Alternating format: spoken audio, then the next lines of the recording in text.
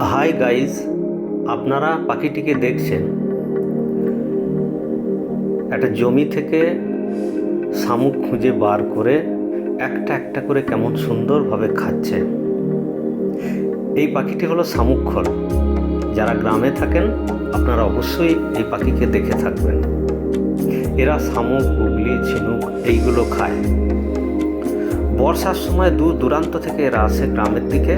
গ্রামের জমিগুলোতে এরা খাবার খোঁজে। এইভাবে এরা শামুক খুঁজে খুঁজে বার করে খায়।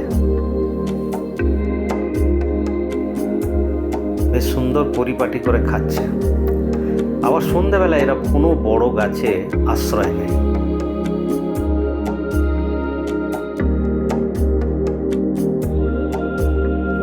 এই একটি পাখি উড়ে গেল, অর্থাৎ ঝড়ে ওই গাছে টিকতে পারলো না। আবার কোনো কোনো পাখি এইরকম বড় গাছে আশ্রয় নেয়। ঝড়ের সময় এরা থাকে। আবার বর্ষার সময় এরা আরও বিভিন্ন জায়গা থেকে চলে আসে এখানে। সকাল হলেই আবার শিকারে বেরোয়।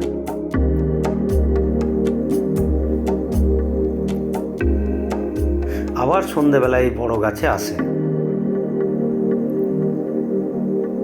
বর্ষার পর আবার যেখান থেকে এসেছিল সেখানেই আবার চলে যায়।